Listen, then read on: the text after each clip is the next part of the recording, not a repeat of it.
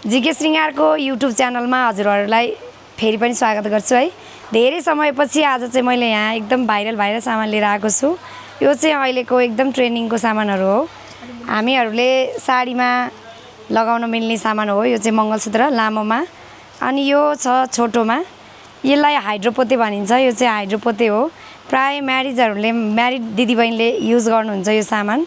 रातो हरियो पोतेमा हामीले युज गरेको छौँ। यसलाई बनाउँछौँ। यो चाहिँ अहिले आएको नयाँ पोते हो। कालोमा पनि छ। यो हेर्नुहोस् त, हिराको जस्तै देखिने पेन्डल पनि लगाएको छु मैले। यो चाहिँ छोटोमा लगाउने हो, नेक साइज। यो हिराको पेन्डेललाई चाहिँ लामोमा बनाएको छु।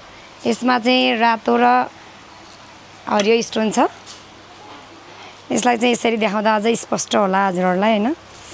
यो लगाउन मिल्छ साडीमा, कुर्तामा, जेमा पनि लगाउन मिल्छ।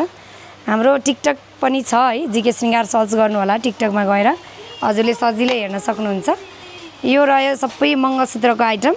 यसमा चाहिँ 8 लाइन पोते लगाएर बनाएको हुन्छु मैले। 15 लाइनवाला पनि छ। नानी मलाई त्यो 15 लाइनवाला पेन्डल देऊ त, हाइड्रो पेन्डल।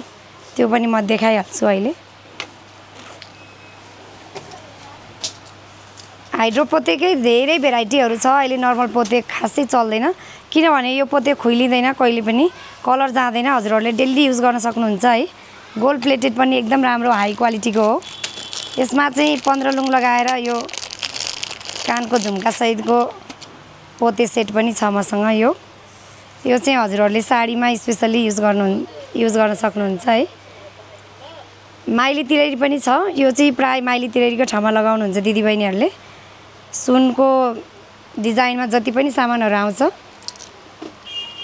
नक्कली गहना पनि सेम त्यस्तै डिजाइनहरू आइरहेको हुन्छ है।